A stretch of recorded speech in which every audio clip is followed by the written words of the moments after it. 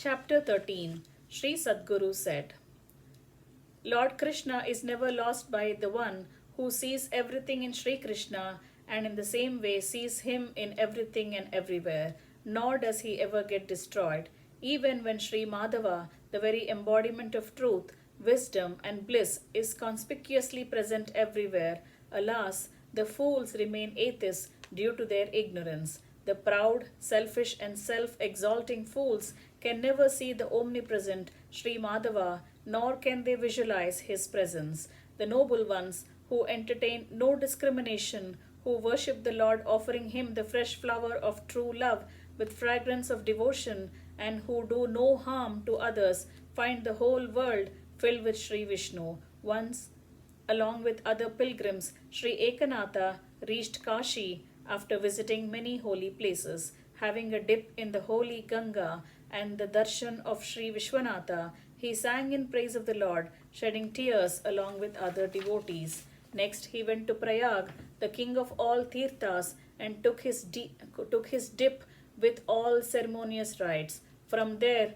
he brought the water of Ganga for the holy bath of Lord Vittala. All those who had come with him followed him gladly with pots full of holy Ganga water. Crossing many fields and towns, he was walking towards their own place, very much tired. Exhausted thoroughly due to the long walk, hunger, and thirst, all the pilgrims reached a desert. Even when they were scorched by the sun and severely tested by the thirst, the pilgrims did not drink the Ganga water they were carrying for the holy bath of Sri Panduranga. At that time, suddenly there appeared a donkey almost dying, burnt with sun heat and choked with thirst. Looking at the suffering donkey, Ekanatha, the great Vaishnava, addressed all pilgrims with great sympathy, incidentally revealing the innermost core of Dharma. Sri Ekanatha said, This donkey is lying afflicted with unbearable thirst. He cannot go to a place where there is water, so we should give him the Ganga water we have. Showing sympathy to living being is the true way of worshipping Lord Hari. The pilgrims replied, O scholar, every living being has to bear the result of its karma. Happiness or sorrow results from the deeds of the past birth only. Which rational man will give the Ganga water being taken to be adorned to Sri Vittala to a sinful donkey? Ekanatha said, This donkey is Sri Panduranga himself. Come here, no enquiry is necessary. I am going to give him this Ganga water I have. You unfortunate ones can go on. What benefit does the pilgrimage bestow upon you who have no sympathy at all? As Lord Vishnu alone is present everywhere, there is no one on this earth fit to be ever called a sinner. Sri Sadguru said, Having spoken thus, the profoundly compassionate and generous Ekanatha gave the Ganga water to the donkey.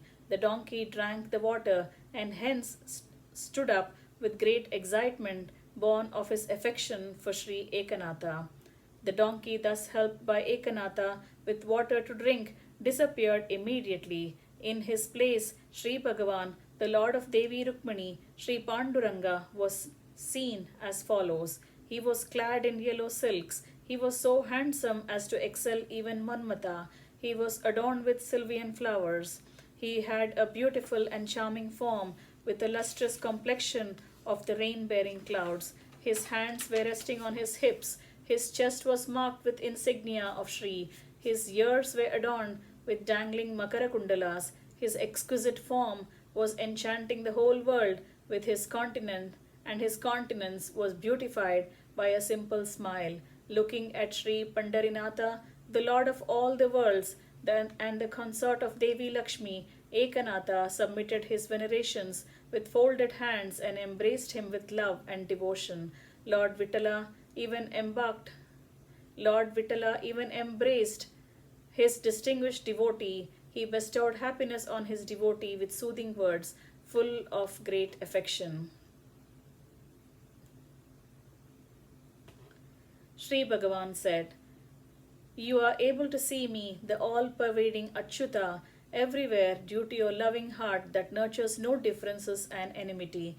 thus worshipped by you with prema bhakti that is devoid of enmity and differences, I came here to see you, induced by the desire to have a look at you. O Bhakta, endowed with great wisdom, do not feel sorry that I have assumed the form of a donkey. I took this form only because I have come under your control, attracted by your devotion. Sri Sadguru continued. Having spoken thus, Sri Bhagavan, the benefactor of the Bhaktas, the Deva Deva, and the one who is the all pervading, Lord Vittala, vanished then and there. Ekanatha attained immense joy and returned to Pratishthanapuram. He shed tears of happiness to the extent that he gave a holy bath to Lord Vittala with those tears themselves. Thus ends chapter 13, entitled Ekanatha Charitam 3 of Book 8 of Sri Vaishnava Samhita, composed by Shri Krishna Premi Swamigal.